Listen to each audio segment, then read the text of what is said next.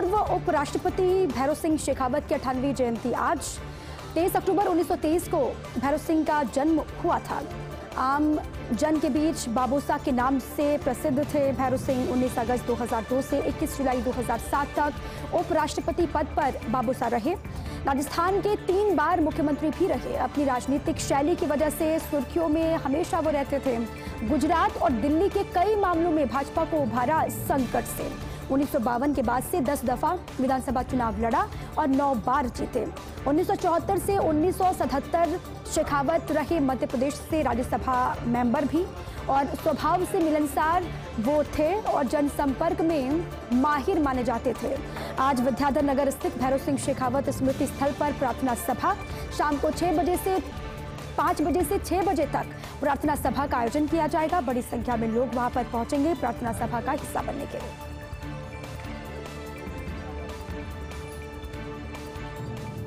क्या सिस्टम से बड़े हैं प्रदेश के निजी स्कूल? बड़ा सवाल है। क्या सिस्टम से भी ऊपर हो जाते हैं प्रदेश के निजी स्कूल? चोरों में होमवर्क नहीं करने से स्टूडेंट की पिटाई से मौत के बाद खड़ा हुआ सवाल। प्रदेश में अक्सर सामने आती रहती है निजी स्कूलों में इस तरह की खबरें। कभी फीस में मनमानी तो कभी सरकार के आदेशों की अवहेलना की जाती है। पूरी तरह मनमानी पर उतारू हैं प्रदेश के निजी स्कूल। आखिर कब और कैसे लग पाएगी निजी स्कूलों की मनमानी पर लगाम? में बड़ा सवाल भी तमाम जो अभिभावक हैं वो भी ये पूछ रहे हैं कि आखिर इस तरीके की मनमानी इनकी क्यों चल रही है। क्या निजी स्कूलों के लिए सरकार बनाएगी कोई स्पेशल आचार संहिता? लगाम लगाना बहुत जरूरी हो गया है। अलग अलग हिस्सों से प्रदेश के जो खबरें निकल करके सामने आ रही हैं वो वाकई में चिंताजनक है। इसीलिए हम कह रहे हैं कि क्या सिस्टम से बड़े हैं प्रदेश के निजी स्कूल?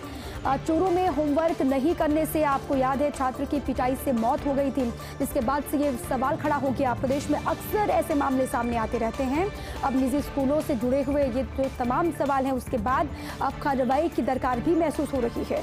कभी फीस में मनमानी तो कभी सरकार के आदेशों की अवहेलना की जाती है और पूरी तरीके से मनमानी पर उतारू है प्रदेश के निजी स्कूल। आखिर कब और कैसे इन निजी स्कूलों की मनमानी पर लगाम लग पाएगी?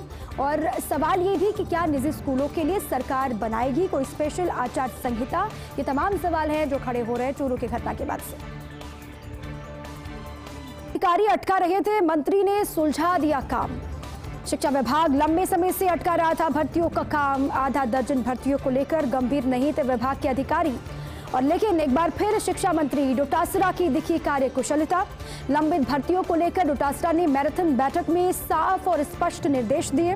लंबित भर्तियों में अधिकारियों की लापरवाही को लेकर फटकार भी लगाई।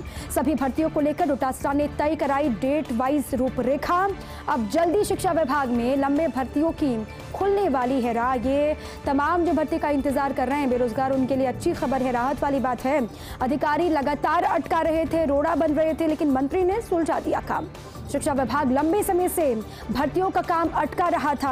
आधा दर्जन भर्तियों को लेकर गंभीर नहीं थे विभाग के अधिकारी, लेकिन एक बार फिर शिक्षा मंत्री गोविंद सिंह डोटासरा की दिखी कार्यकुशलता। लंबित भर्तियों को लेकर डोटासरा ने मैराथन बैठकें ली और बैठक में साफ और स्पष्ट निर्देश दिए। लंबित भर्तियों में अधिकारियों की लापरवाही को लेकर फटकार भी अधिकारियों को लगाई। सभी भर्तियों को लेकर डोटासरा ने तय कराई डेट वाइज रूपरेखा और पूरी रूपरेखा तय कर दी गई है कब कब किस किस की भर्ती होनी है। अब जल्दी शिक्षा विभाग में लंबे भर्तियों की राह आसान होने वाली है या फिर आपका ये राह खुलने वाली है। प्रियंका का सुझाव आया काम। सीडब्ल्यूसी बैठक से पहले लिया गया फैसला। सभी मेंबर्स को मोबाइल जमा करने के लिए कहा गया बाहर ही। इस कदम का सुझाव दिया था प्रियंका गांधी ने। अलकमान को बातचीत लीक होने की चिंता थी क्योंकि हाल ही में अनावश्यक विवाद से पार्टी की छवि बहुत ज़्यादा प्रभावित हुई थी। अलग अलग हिस्सों से जो तमाम तस्वीरें आई उससे कहीं ना कहीं छवि को नुकसान पहुंचा और यही वजह थी कि सीडब्ल्यूसी की बैठक व्यक्तिगत रूप से हुई। गत मीटिंग में बातचीत लीक होने से बखेड़ा खड़ा हुआ था। तब राहुल गांधी ने कपिल सिब्बल पर आरोप लगाया था।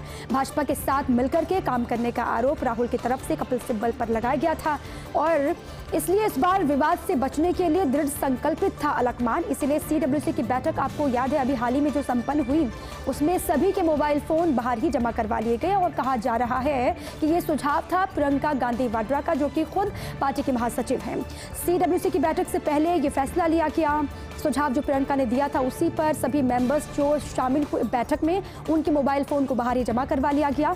इस कदम का सुझाव प्रियंका ने ही दिया था। अलकमान को बातचीत लीक होने की चिंता भी थी, क्योंकि हाल ही में आपको याद है अनावश्यक जो विवाद हुए उससे पार्टी की छवि बहुत ज़्यादा प्रभावित हुई, जिसको एक बहुत बड़ा मुद्दा बनाया बीजेपी ने भी। और यही कारण था कि CWC की बैठक व्यक्तिगत रूप से हुई। अब जो पिछली मीटिंग हुई थी उसमें बातचीत लीक हुई, जिसके बाद से बहुत ज़्यादा बवाल खड़ा हुआ।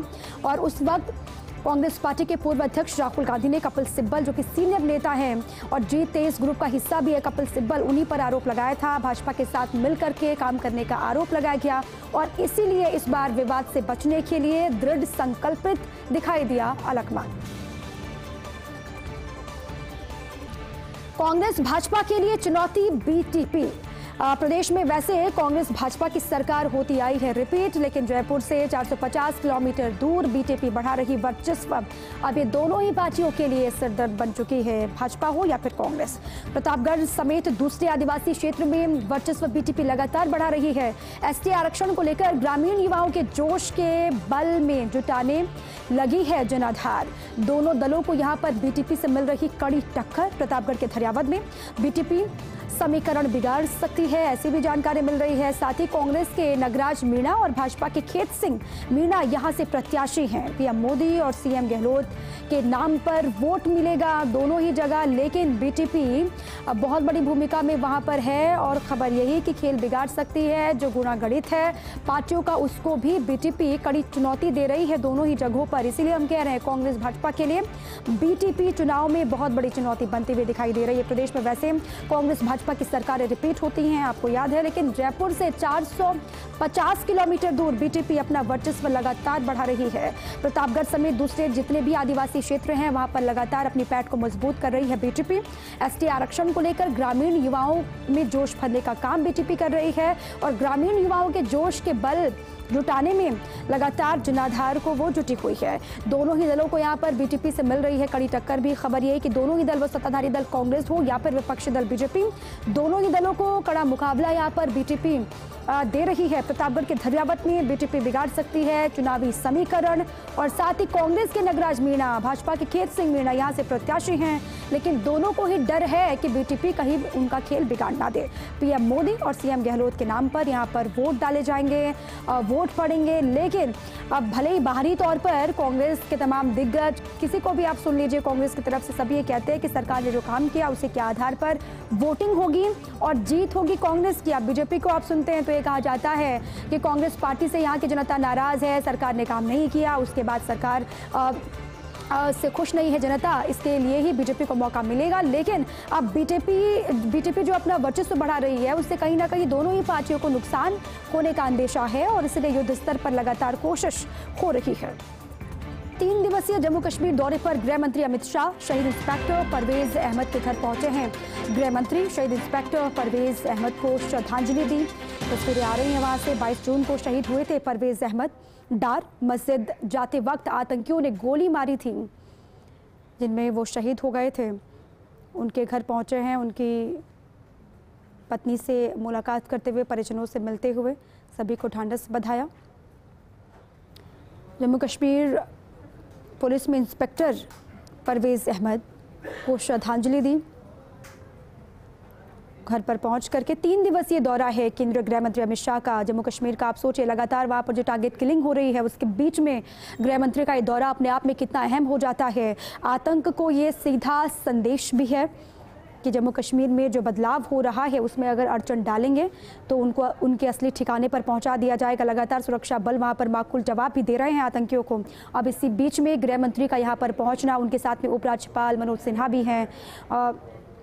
3 दिनों के इस दौरे के दरमियान सुरक्षा व्यवस्था वहां पर चाक चौबंद कर दी गई है। गृह मंत्री के दौरे को लेकर हर हिस्से में चप्पे चप्पे पर मौजूद हैं सुरक्षाकर्मी।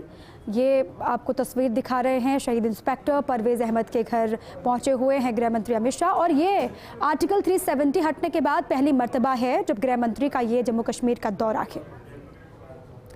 एक बार फिर एक्शन में मुलायम सिंह अगले चुनाव में बेटे अखिलेश के साथ करेंगे कदम ताल। पार्टी को जिताने के लिए बना रहे मार्गदर्शन और रणनीति।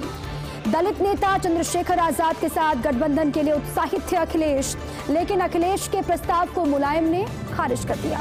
1993 में बसपा द्वारा सपा को धोखा देने का सुनाया किस्सा मुलायम ने अखिलेश को अखिलेश को सलाह देते हुए कहा कि वो मेरे जैसे गलती नहीं करें। मुलायम ने कहा इस तरह के गठबंधन से भाजपा को फायदा होगा, चुनिंदा सीटों पर अस्थायी समायोजन करना बेहतर होगा। ये भी मुलायम ने नसीहत दी है अखिलेश यादव को, अपने बेटे को, जो कि अब पार्टी अध्यक्ष की कमान संभाल रहे हैं।